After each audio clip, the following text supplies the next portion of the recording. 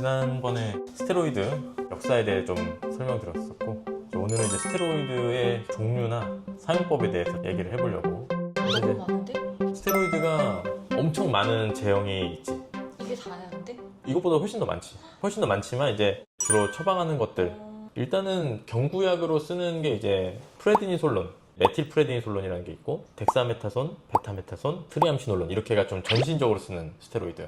그런 약들이 개발되게 된 배경은 그때 코티솔 기억나? 코티솔? 코티솔이 활성형이고 하이드로코티손이 정확한 명칭이야. 그 하이드로코티손이 너무 효과가 짧고 약한 거야. 그러다 보니까 이제 제약회사들이 여러 가지 스테로이드를 다 만들어내기 시작한 거지, 합성해서. 이것도 붙여보고 저것도 붙여보고 이중결합 추가해보고. 그래서 처음에 이중결합을 추가한 이제 프레디니솔론이 나왔지.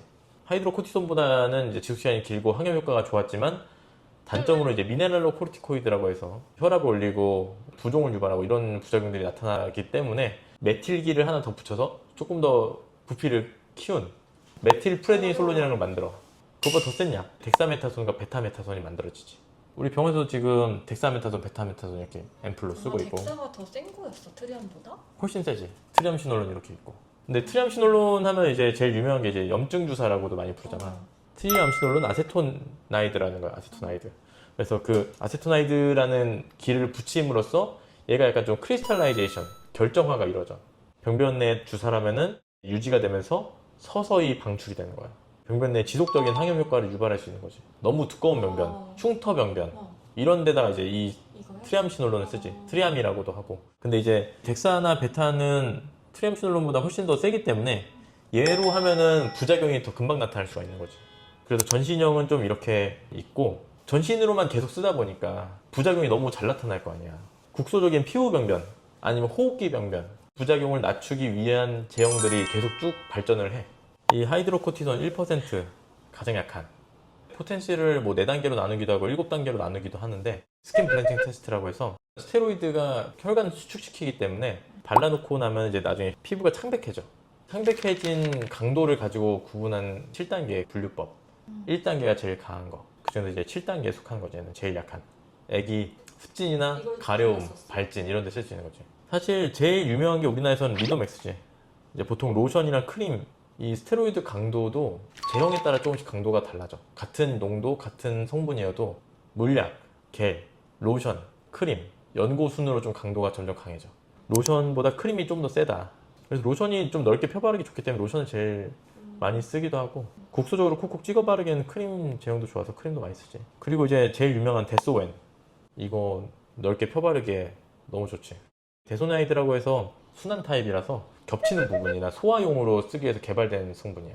그래서 얘도 바르는 양이 되게 중요한데, 간단하게 핑거팁 유닛이라고 해서 손가락 한 마디 기준으로 많이 쓴단 말이야. 이렇게 하면 돼. 바르는 애기 기준으로 손가락 한 마디만큼을 짜면은 그걸로 애기 손 하나만큼 바르면 되는 거야. 좋은데? 그렇게 하면은 계산할 수 있어. 만약에 발련 면적이 애기 손바닥만 하다 그러면 반마디만 짜는 거야. 그걸로 펴바르는 거지. 성인들도 마찬가지야. 성인이 돼서도 얼굴 같은 경우에는 사실 손 2개로 이제 웬만하면 다 가려지니까 손가락 2마디 1g으로 이제 얼굴 전체를 대부분 좀 커버하면 된다. 얼굴 전체 바를 때는. 그것만 알아도 이제 스테로이드 얼만큼 발라야 되는지는 너무 쉽게 계산할 수 있지. 그거 너무 좋다. 그 다음 강한 게 이제 프레디니카베이트, 프로드럭이라고 해서 피부에 들어와서 피부에서만 활성되는 애들이야. 전신 흡수가 되더라도 빨리 분해돼 사라져버리기 때문에 전신 부작용이 잘 안 나타나. 좋은 약이네? 얼굴이나 목이나 이런 얇은 피부 같은 데 많이 쓰고, 두피에도 많이 쓰고. 그리고 이제 유지기간이 좀 짧기 때문에 하루에 한 번이 아니라 2번 이상 바르는 게 좋아. 프레디니카베이트 이렇게 또 많이 쓰고, 얘가 이제 5단계 정도 되는 애들이지.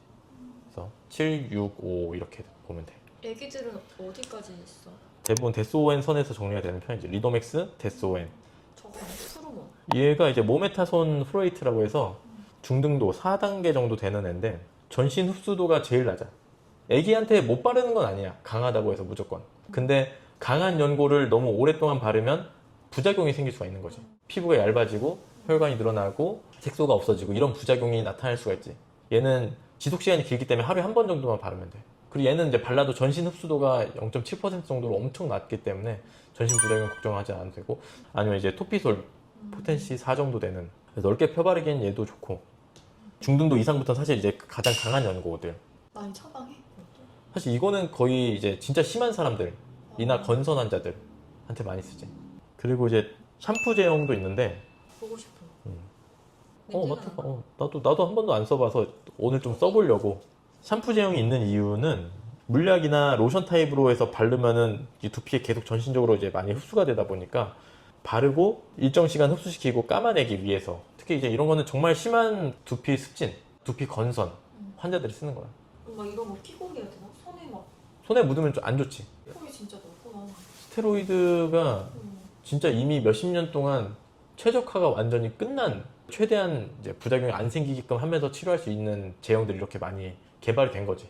그리고 이제 진짜 중요한 거는 환자들 중에 병원에 안 온다가 한참 지나서 왔는데 계속 그 연고를 계속 썼대. 집에서 그냥 그건 계속 바르는 거야. 하얘진다든지 맞아. 피부 얇아진다든지 그래서 오는 경우들이 많거든. 스테로이드 연고는 웬만하면 2주 이상 안 바르는 게 좋고, 아무리 길어도 4주 이상 안 바르는 게 좋지. 일주일 정도 연고를, 집에 있는 연고를 발랐는데 효과가 없으면 병원에 무조건 가야 되고, 평상시에 쓰던 연고가 있으면 그걸 꼭 병원에 갈 때 가져가라. 그래서 빨간 뚜껑에 하얀 거였는데, 그래서 이렇게 튜브 형태 이렇게 짜서 치약 좀 짜서 쓰는 거, 그거 많이 쓰는 건데 이러면 이제 알 수가 없는 거지. 미궁에 빠지는 거지. 다 그렇게 생겼기 때문에. 요 샴푸를 좀 써보고 싶었어 가지고 이렇게 샴푸를 짜서 보면은 이렇게 좀 투명한 형태로 되어 있고,